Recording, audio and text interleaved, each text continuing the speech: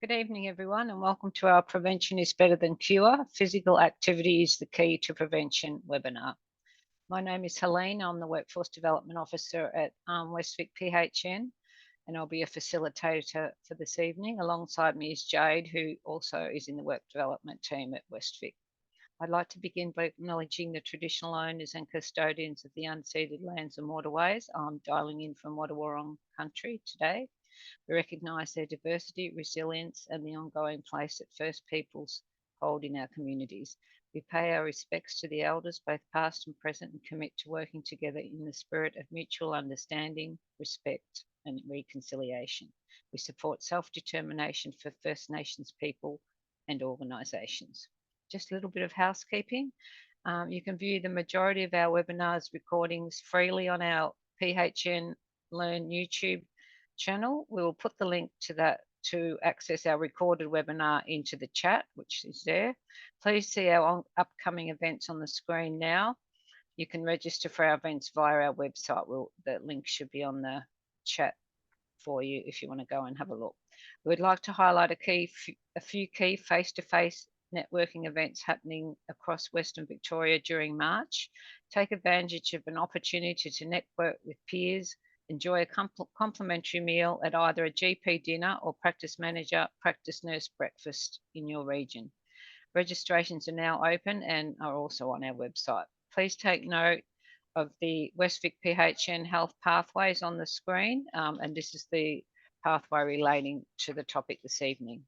If you have entered this webinar not displaying your accurate first and last name, please type your full name into the chat box. Only admin will see this, and this just ensures that you'll be able to get your certificate of attendance. For this evening webinar, all participants will remain on mute. If you have questions, please type them in the question and answer box, and I'll ask them on your behalf to the presenter during question and answer. They'll be asked anonymously. There won't be any names mentioned. There is a link in the chat box to complete the survey after the webinar, and we will show this again at the conclusion. Let's get started with our presenters for this evening, who are Professor David Dunstan and Dr. Hugh Seward. I will now hand over to Hugh to start. Thanks, Hugh.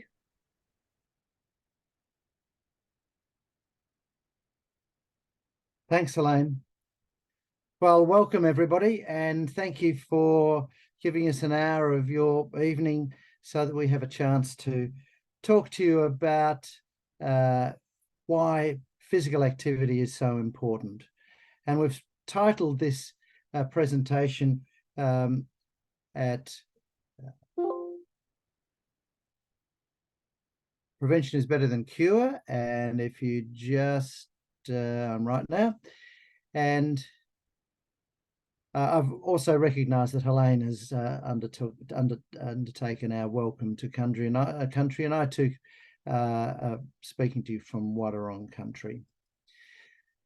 And I'd like to thank the PHN for assisting us from Active Geelong with a partnership that we've come together to promote GP walking programs. Now, we've titled this Prevention is Better Than Cure, and identifying that physical activity is the key to prevention. And your speakers tonight are myself, Hugh Seward, and I'm Chair of Active Geelong, and Professor David Dunstan from Deakin University. IPAN is also the Deputy Director at the Baker Institute. So, first of all, I wanted to go through what we're going to talk about tonight. We're going to talk about a little bit about an issue that I'm concerned about talking to GPs on, and that's who is responsible for preventative health. Then we'll go on to why Active Geelong has come about and why this focus on physical activity, but probably what you're most interested in the next couple of things, and that's what is the current evidence for physical activity and the benefits in health. And then David is going to focus very much on that, and I'll come back and talk to you about Active Geelong's My Clinic Walks program and our CPD program, which we're quite excited about discussing with you. But one of the big challenges for general practice, and after 40 years in general practice, I understand this, the big preventative health issues, as you know, smoking, alcohol and drugs, obesity, mental health, social disadvantage, and physical inactivity. But who is responsible? Now, the government is pouring billions of dollars, but most of it goes into acute health management. And basically, preventative health, for all the benefits that it has, is left with the crumbs.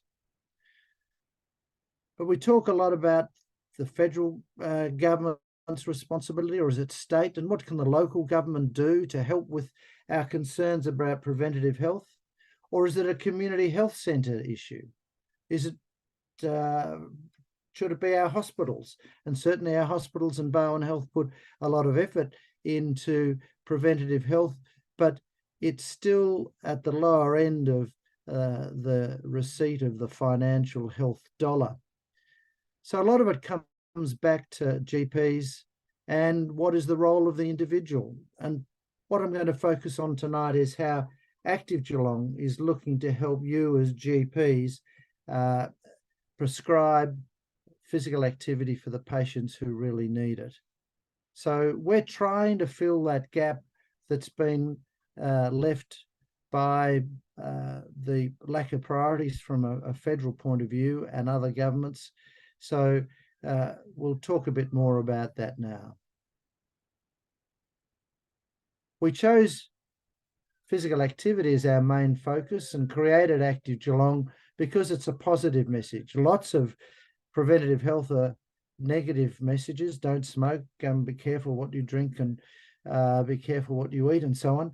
But physical activity is something more of a positive message of encouraging people to do things.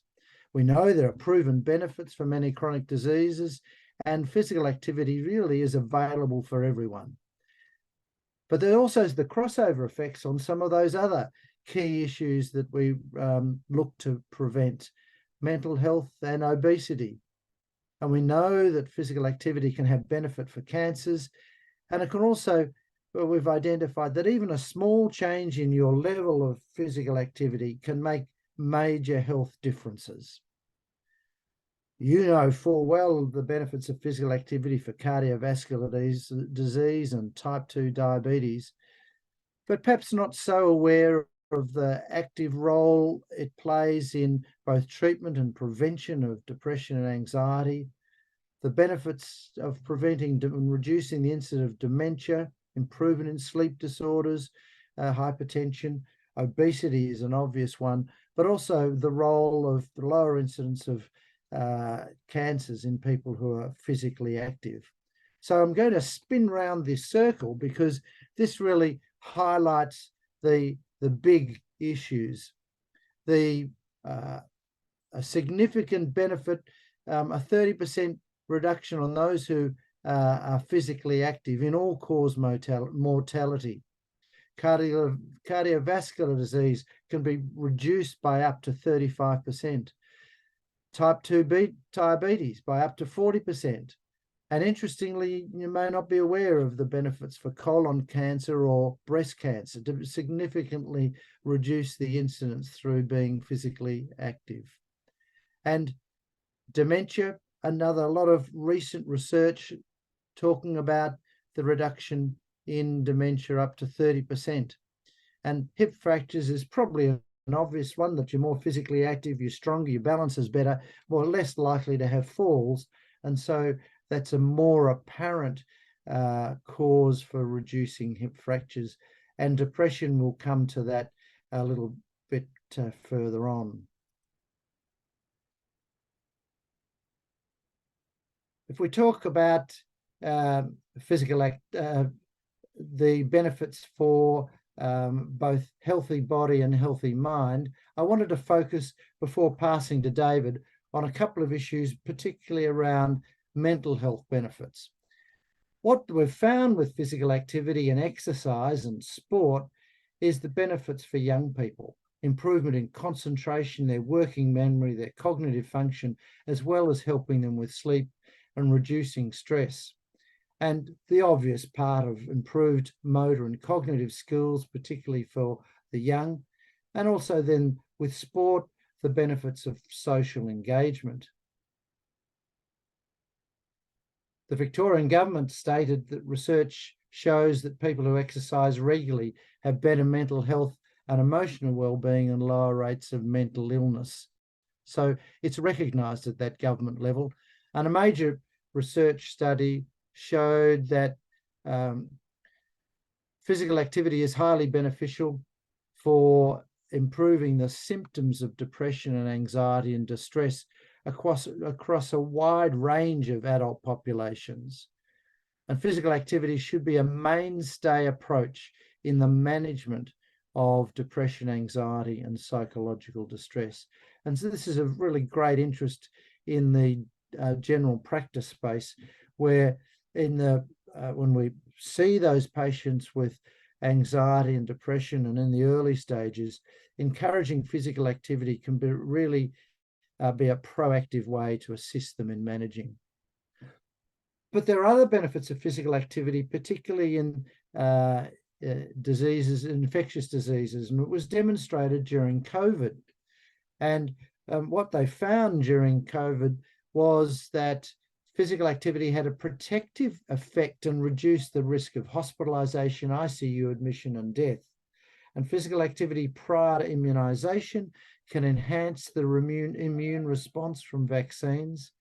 And when it comes to long COVID, which of course fatigue is one of the difficult issues, a graduated and cautious return to physical activity is an important part and mainstay of treatment where little else is available. And the other point I wanted to highlight is physical activity and chronic pain. We know that exercise is effective to reduce that chronic tension type headache, but also with migraines. And there's a generalized reduction in pain and pain sensitivity during exercise and for some times afterwards. And it's been recognized that there is a exercise-induced hypoalgesic effect, probably seen in most stark manner when you see footballers injured and they're able to push through that pain, both because of exercise, but because of their application, the importance of the event. And chronic pain conditions can benefit from a programmed exercise or an exercise program to reduce that central or peripheral sensitization. So useful in those conditions that you do see a lot of in general practice of fibromyalgia and whiplash disorder or chronic idiopathic neck pain. And I like this quote, that for those who don't find time for exercise, they'll have to find time for illness. So the question is, why aren't we more physically active? And what are some of the barriers? And you'll be able to identify some of these barriers within your patients. They talk about lack of time. They prefer to do other things. There's a lack of enjoyment. There's nobody to exercise with, or they lack confidence, or they think that they've got to pay for activities and have to go to the gym and the like. So what are some of the motivation factors that you could consider in your general practice situation? And what do people find that motivates them? They want to lose weight or maintain weight. They want to avoid manage health conditions, and we've talked a lot about that. They want to improve their strength or their performance. They want to improve their appearance or improve their mood. So perhaps we can tap into some of those things when we're talking to our patients about being physically active. But the benefit of physical activity is choosing, if you can choose the simple things, it's available, it's accessible, it's equitable, and it's affordable. So what does the World Health organization? What does the United Nations organization think about this? They've actually drafted a whole concept for us to relate to. And this has very much informed what we've done with Active Geelong. They suggest we should strive to create active societies and change those social norms and attitudes towards physical activity, to create environments that are suitable around our cities and beyond that encourage physical activity, and encourage individuals to be active and have programs for individuals to improve their physical activity. And of course, to persuade our city council, our state government, our federal government to adopt these same approaches. And to some extent, they have. The federal government has a national, in the middle box here, we see Sport Australia and their 2030 national sport plan, striving to reduce physical inactivity amongst Australians by 50%. And the Victorian government has similar goals. So we're not on our own in striving to lift physical activity. And so we've created about 5 years ago, and some of you are well aware of this, Active Geelong, the movement. And we've got a strong board that represents our community, and it's a community impact organisation looking not just at the medical side, but across our community, with this high aspiration to make Geelong Australia's most active region. And our objectives are not to work just with GPs, but to look at workplaces in the Geelong region, help GPs understand how they can prescribe physical activity, and try and ensure that every person gets their minimum daily dose of physical activity every day by 2030, and of course become a sustainable organisation so we can keep encouraging these activities. So now I'll pass on to David, and he'll take you through some more of the evidence. Well, thanks, Hugh. Hello, everybody. My name's David Dunstan. I'm just going to share my screen. So I have my slides in front. Hopefully that all works. You can see my affiliations there, but in addition to those affiliations, I'm also a board member of Active Geelong. So I'm heavily invested in the initiative. I'm a physical activity researcher, and I have a specific focus on understanding the role of physical activity in public health, and particularly from a prevention and management perspective. And what I wanted to do tonight in the next 15 minutes or so is present a contemporary approach to the promotion of physical activity, and really rethinking how we focus on exercise and to overcome those barriers, so that, as Hugh elegantly presented, let's overcome those barriers and get more people moving more often. And I think Hugh's done an excellent job in introducing this, and just to reinforce this. We all know that regular exercise is good for us in many ways. And what I wanted to do tonight is de-emphasize the focus on the term exercise, and you'll see why as my presentation proceeds. It's probably one of the last times I'll refer to exercise as exercise.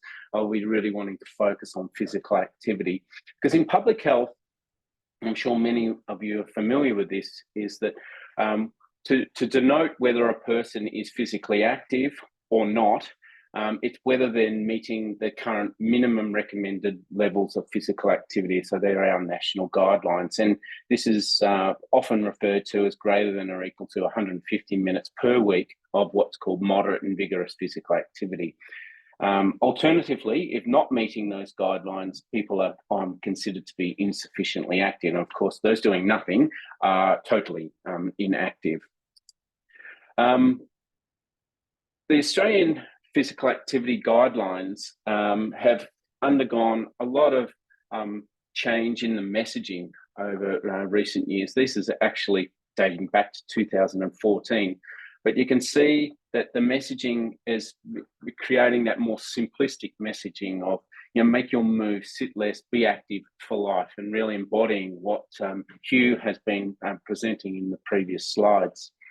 But just to refresh, those guidelines are very consistent with guidelines that exist around the world, and with a focus on encouraging people to undertake moderate intensity activity at least 150 minutes per week. But importantly, contemporary guidelines also include the recommendation for maintaining muscle strengthening activity. So that is the developing of the muscle strength, because as we know, as we age, our muscle strength declines, and that can affect physical function. So it's a really important addition to contemporary guidelines of not just the focus on aerobic type activity, but an emphasis on incorporating more muscle strengthening activities. And why is that important? Sadly, I can't present Australian data on this. We have to utilise data from the US. And I think if we walk through this, of course, being on the left is not where we're seeking people to be, and that's insufficient physical activity. Just meeting the guidelines with respect to the muscle strengthening guidelines, this is the risk of all-cause mortality. You can see that there's a decrease in risk for a number of different all causes, and also cardiovascular disease, cancer, and lower respiratory deaths. But of course, achieving the aerobic activity guidelines can reduce that by 29%. But the best case scenario is to incorporate both the aerobic and muscle strengthening activity with a 40%, typical 40% reduction observed if achieving both of those recommendations. So how are we doing? And this is our Australian report card, which goes back to 2020. Unfortunately, we've got the majority of the Australian adults who are not meeting our physical activity guidelines, and in particular in some age groups, it's nearly 30% of 65 plus don't participate in any physical activity each week, and of course it can have a huge economic burden. And there are population groups that have been identified as being more prone to being least active in the Australian population. Hugh mentioned this, but I think that this figure really just reinforces this whole notion that from a public health perspective, and I want you to shift your attention to the left-hand side of this figure, from a population health perspective, we are most likely to get our greatest benefits from taking people from doing nothing to something. And you can see that, of course, we get greater benefits once we enter that, the minimum recommendations of 150 to 300 minutes, but it's diminishing returns thereafter. So I really wanted to emphasize this point of getting those that are doing nothing to doing something is where we're going to get our biggest bang for buck from a public health perspective. And my group and a number of Australian researchers have really been shifting how we frame physical activity in public health.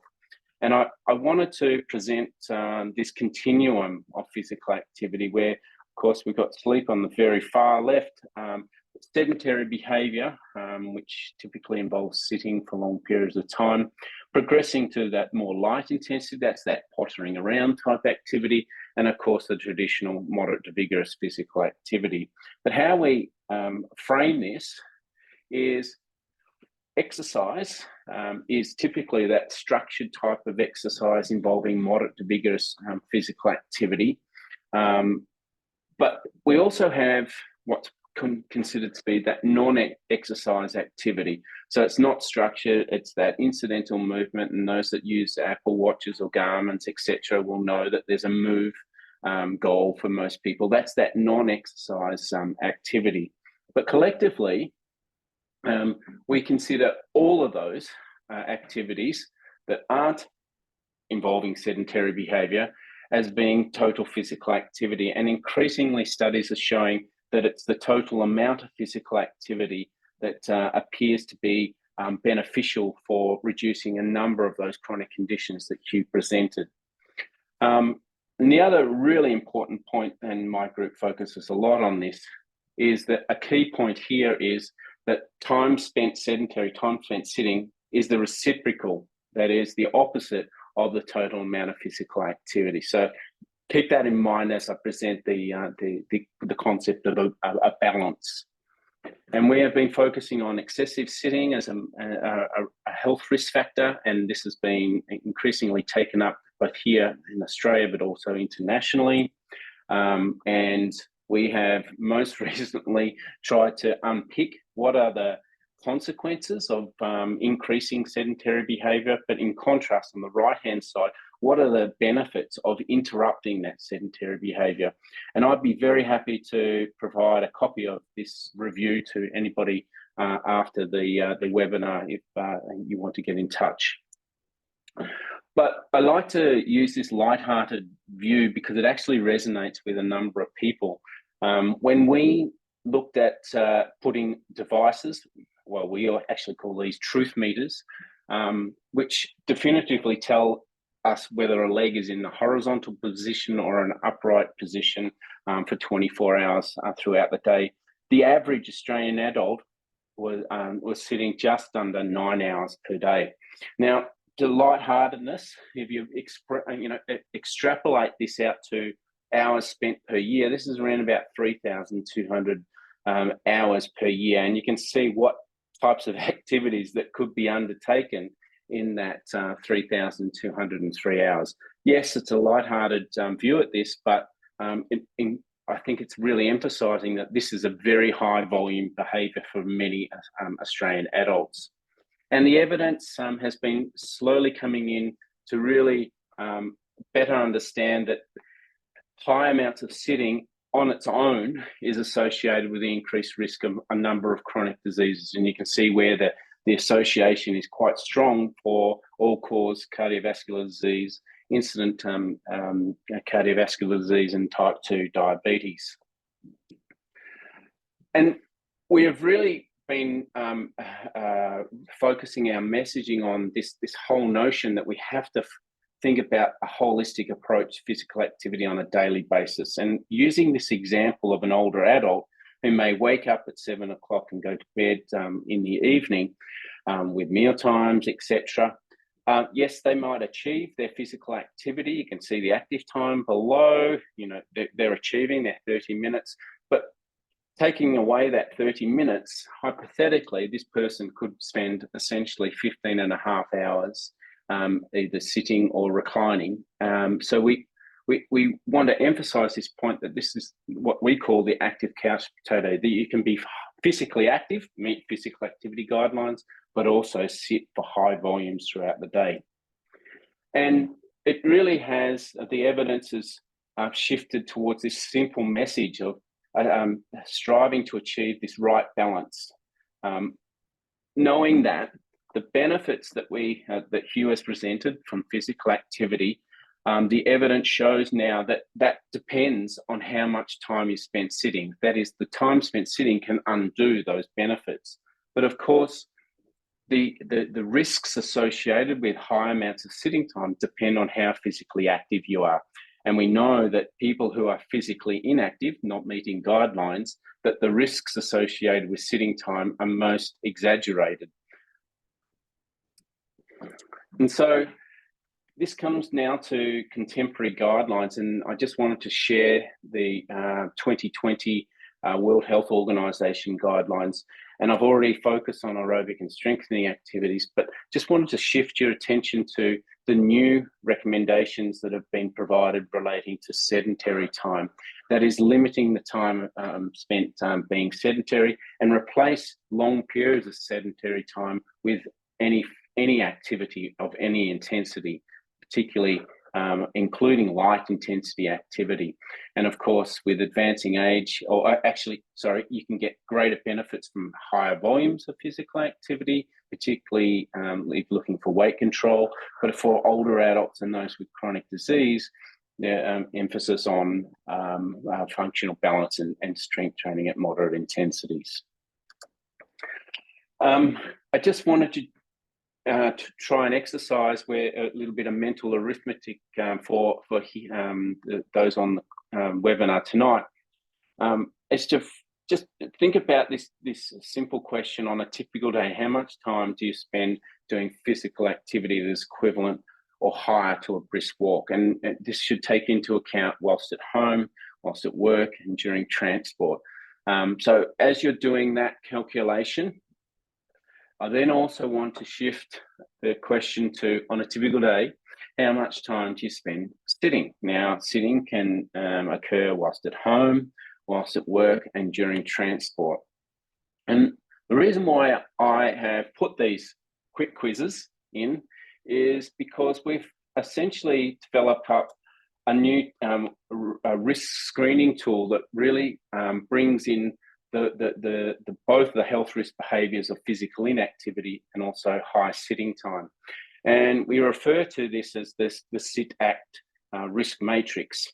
And this is based on evidence from over 1 million people and with risks associated with all-cause mortality. And I think just to walk you through, on the top here, we have the responses to hours of sitting per day. And on the left-hand side, minutes of physical activity per day. 2 key points here. First one is, of course, achieving high volumes of physical activity, that is, getting an hour or more of physical activity, the risks associated with elevated sitting is really quite low. Alternatively, those that are doing very little physical activity, even those achieving the minimum recommendations, increasing time spent sitting can increase that risk to that medium to high, and into, in fact, the high risk group for those that are sitting for the most amounts and doing the least amount of physical activity. It's a really important concept that we're really trying to emphasise to GPs, is to try and encourage asking both of these quick questions. And just to finish up, one thing that we have come to appreciate, and Hugh alluded to this earlier, is that meeting the minimum recommendations is, for many people, are quite a tall order. And you can see even the minimum recommendation can be quite challenging for those with, chronic health conditions, functional issues. And so we have shifted our attention to adopting a more of a staircase approach to physical activity promotion. And this really contrasts with that one size fits all, and it's meeting people where their starting point is. And through the staircase approach, if people are sitting for high amounts and not doing much physical activity, we emphasise that the first step should be to reduce time spent sitting, and then transition through to what we would consider that health enhancing type activity, the moderate and vigorous physical activity. So really emphasising this point of sit less, move more, and to keep fit. And I'll just finish up with some of the key tips that we often use for promoting less sitting time across the day, at home, at work, and while in transport. And I'd be happy to provide those tips for anyone that's looking for them. And finally, I finish with this take-home message, which I borrowed from the World Health Organization, and that is that message of every move counts. And this is a fantastic infographic that we continually use in our physical activity research, really emphasising this holistic approach to the promotion of physical activity. So I'll leave it there, Hugh, and of course, happy to address any questions that come up in the chat. Thanks, David. I'll share my screen.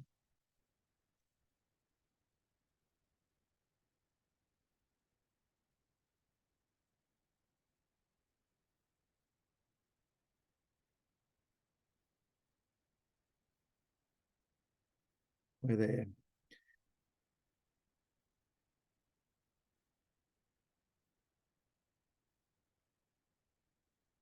I just wanted to also mention to everybody and introduce Janet Ashton, who is here on the webinar with us. But Janet, while she won't be speaking tonight, is our program coordinator. And for those who take up our offer to refer your inactive or relatively inactive patients to Active Geelong, she is the person who will be following up your referral and contacting the patient and talking to them about the program and getting their consent, and then beginning to accompany them on the walks.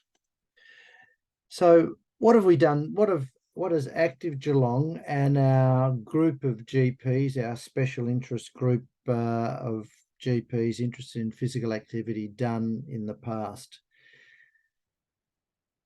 Pre-COVID, we had some really productive times in 2018 and 2019. We talked about what were the barriers to prescribe for GPs to prescribe physical activity. We workshopped this a lot, and we identified some of the opportunities. And we did a research project, which has since been published, about how we could take that very first step. And the very first step was, what would prompt the conversation between patient and GP about physical activity? Because unless you start the conversation, you don't make progress towards prescribing. And we did start some clinic walking programs, which we labelled My Clinic Walks. I think we got 3 or 4 weeks into that program before COVID came along, and of course we were isolated and stuck indoors, and so the program stopped, and general practice, as you all well know, was overwhelmed for quite a number of years. It's only now that we're able to put our efforts back into how we might get the walking programs underway again, because we see the walking programs as an opportunity for you to easily prescribe physical activity. And the lessons from last time were that it is difficult for GPs to encourage those patients they identify may need it, to encourage them to begin walking. We also knew that when we had walking programs coming out of GP clinics, it was really difficult. It was to register the walkers. There was a time and there was a cost burden on clinics, and a time and a cost to organise the program, and there was no remuneration for that. So we've taken that all those requirements away from general practice itself, and we're running the walks through Active Geelong, and it's a simple matter of referring your patient in. And we've been able to do this because of a wonderful partnership with the PHN and some financial contribution they've made to enable us to provide you with this support. We've developed 2 walking programs in Geelong Central, and we're seeking to expand that through our agreement across Western Victoria.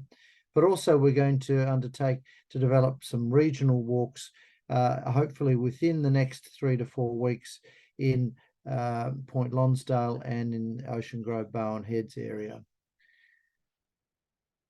We're also required to evaluate the program, and I'll tell you a bit more about how we're doing that. But if we get this right, this can be a model for the rest of the country to follow.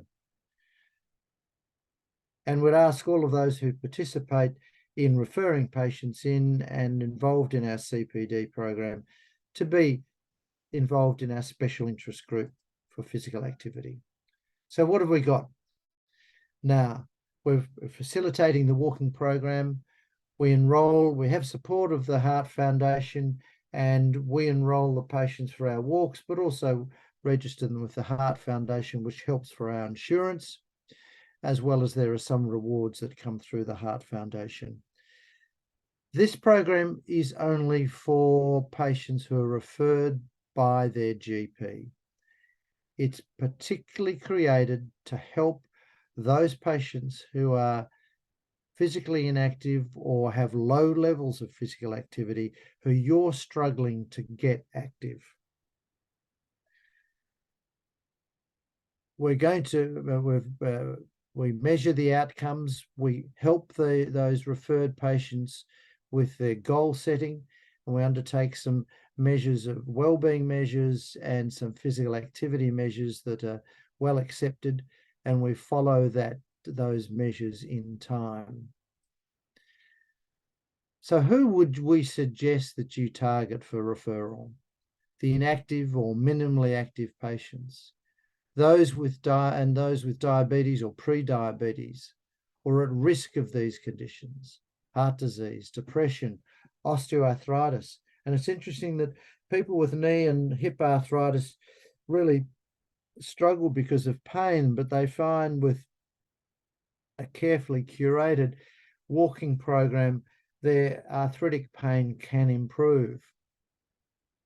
So you can select those patients or any other that you feel are at risk or need physical activity. We don't particularly want those who are already doing 5 walks a week and want to do a 6th. We want those who need to be encouraged.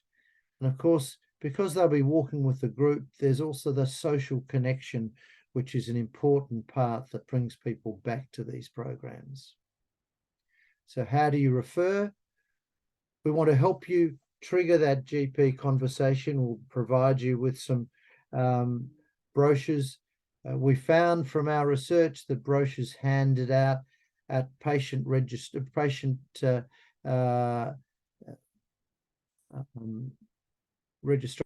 when they enter your clinic and for their appointment, if they're handed the brochure, they hold the brochure in their hand while they sit down and wait for you. That then was the most effective, followed by brochures that you handed out, GPs handed out during a consultation, as well as posters either in the clinic or in your clinic or the waiting room. We'll be able to provide you with simple ways to refer to My Clinic Walks, and we're still keeping that name. And it's simply an email to My Clinic Walks and with the patient's details, and Janet will follow up with a phone call and a contact and then take them through enrolment and discussion of the program. And then that we'll be able to provide you with feedback, and I'll come to that in just a minute. And then you'll be able to review how things are going at your next consultation. But we recognise there are barriers for you. And when we started this program, we had 10 eager GPs, but many of them struggled to refer patients into the program. And when I did a review and a reassessment at the end of last year, these were the comments. There are lots of pressures and demands on your day.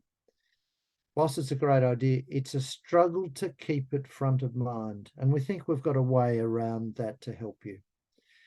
I don't have time to try and motivate the patient to become more active. All we need you to do is encourage them that this program will be good for them, and we can help do the motivation. GPs need some prompts, and we'll have some brochures and posters that you can use. Can your nurse do it? Of course they can do it. And certainly during the GP management plan procedures, your nurse can highlight a referral and that they can undertake that referral on your behalf. Some of the other barriers are patients say they're frightened by exercising. And as David's highlighted, we're talking about activity, not what they may perceive as being exercise. And also the other question is, how do you know it's safe? And I just wanted to cover that in a second. But these are the reluctant patient, the common responses when you talk about physical activity. And here's a good opportunity for you to think about them and have some responses to: I don't like exercise. I don't know how to start. It's all so difficult. I can't afford to go to a gym. I'm too old for that now. I get short of breath if I hurry. How could I possibly exercise? Or I'm too embarrassed. So we have the answers for a lot of those, and we're going to encourage you to begin those conversations.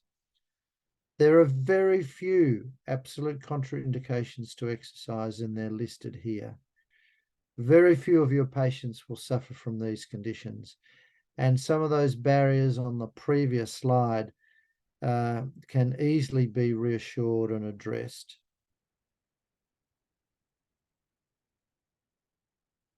So start the conversation.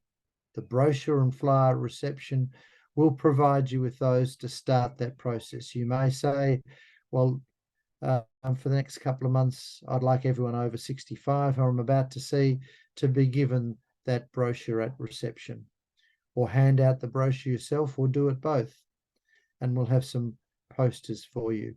But I also think trying to get a photo of yourself being physically active, which demonstrates your commitment to physical activity. When you're talking about physical activity, what tools can you use? This is an incredibly useful tool that you can log into called Moving Medicine, and it's a UK-based development, but now taken up and reshaped by the Australian College of Sport and Exercise Medicine. And it gives you the chance and some prompts, and you can in fact open this up and open up and share it with the patient. It lists a whole lot of conditions and then gives you a number of questions that you might, or prompts for a conversation, for a really brief 1-minute conversation. And this I've just put on this slide. This is for someone with type 2 diabetes. You can flick it up, open up 1-minute conversation, gives you a couple of prompts. If you've got a bit more time, you can share this screen with your patient and go through a longer conversation. And there's also more information there and backup items of knowledge that you may wish to use. Now, the other part is how you can motivate your patient. And of course, motivational interviewing, GPs are great at this, but it's still worth picking up on the OARS prompts, open-ended questions, affirmation, reflection, and the ability to summarize at the end of the discussion what you've discussed and agreed to.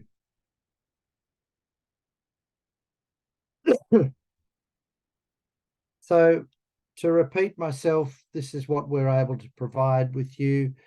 We ask that you fill in the expression of interest, and we can provide you with all of these posters and brochures and a prompt of how you can then refer your patient. But let's talk about another exciting concept. Just in the last 2 slides, or a couple of slides that I've got, we've developed a CPD program, and you'll be able to achieve half of your 2024 CPD points, the 25 points, including those difficult parts of monitoring outcomes and reviewing performance. And we'll be able to help you a great deal. There'll still be a little bit of work for you to do at the end, but we would ask you to identify perhaps 10 patients and select at least 5 patients and refer to My Clinic Walks. Of course, we're happy to take 1 or 2 patients and we'll still give you the feedback. But if you do 5 patients or more, then we'll log you into this CPD program for you to get those 25 points. Identifying those who are suffering or at risk of 1 or more chronic diseases that I've discussed. And if you can refer those patients through February, March, and we'll extend that into April, and whenever they begin the program, we'll monitor them at the start and pick up these outcome measures that I referred to before after 8 weeks and feed that information back to you. We'll need to stop registrations for this by the at least in the early part of April because of the length of time that it will take for us to complete, but also knowing that the walks continue. The 8-week program is for the CPD assessment, but the walks keep going afterwards. And we'll be able to then provide you that information back for your GP. We'll be able to reassess whether they met their goals, their measurement according to physical activity, and whether it's encouraged them to be more physically active beyond the walk, and what changes it's made, and give you a chance to reflect on that, to compare your 5 or more, and then eventually when everyone's finished, we'll be able to provide you the overall feedback of all the walkers, and you can compare to that. You do have to fill out some reflection sheets, and Katrina Martin in just a minute is going to come and tell you how to do that. Now, if you come from a clinic that's got their own walking programs, we'll provide all of this for you for your new referrals to try and boost your numbers in your walking program. But if you refer them to our established walks or the ones that we're going to establish, and we'll be letting you all know about that in the next few weeks, all of this will be available for you. So it's called Find 5 Patients, Find 5 CPD program. Of course, there is a purpose that we have to have. Assess the fee, and this is what you'd have in your documentation to assess the feasibility of facilitating a prescribed walking program, that recruitment and that retention. What we'll do is enroll and register the patient, do the consent, undertake the measures, and we would invite you as part of that 25-hour commitment to attend one of our walks, and we'll tell you when they are, and hopefully you can over the 8-week period find a gap or exit from a couple of patients and come and join us for one walk, and on completion we'll provide you with all that feedback. So thank you very much for joining us this evening. I'm going to pass on to Katrina to take you through some of the specific details if you're joining the CPD program, but you don't have to be part of the CPD program to refer your patients on, and the walking program keeps going after that 8-week program. So I'll pass now to Katrina. Thanks, Katrina. Thanks, Hugh.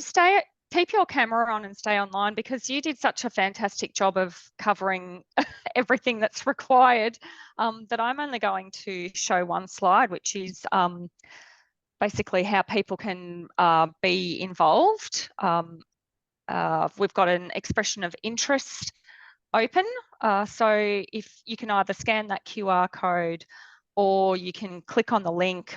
Jade is about to put that in the chat for you. So if you are interested in participating in the CPD activity to get those measuring outcomes and reviewing performance hours, just send us through some information via this form, and we will contact you to talk to you about, to give you the information about how to register. We will also be supporting you in completing the measuring outcomes and reviewing performance activities. So Westvic PHN will provide you with a template that will guide you into how to do that activity. So you'll get plenty of support from Westvic PHN and Hugh, Janet, and everyone at the team from Active Geelong as well. So I think it's a fantastic opportunity, and congratulations to Active Geelong for pulling together such a great program. Thanks.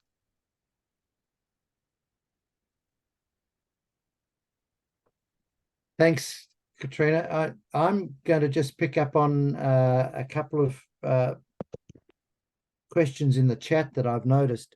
And Ian Blairholt has asked, what can we do out in North Geelong? And I think we can certainly work on that and hope that we'll develop something along those lines and using that hub, the new hub and the pool and those that area. At the moment, we haven't got that developed, but we'll certainly work on that as quickly as we can. And I also noticed that John Maynard asks from Warrnambool. I think I need to talk to you, John Manderson, I need to talk to you about this. We're looking at Warrnambool, Portland and Dales to run some programs and run some walking programs. So I might get in contact with you to get some support in your area, talk to you about the model that we've got elsewhere and see whether working, and we've got some community links there that might work too, John. I think I've I have a couple of questions. Oh, thanks, Hugh. Helene.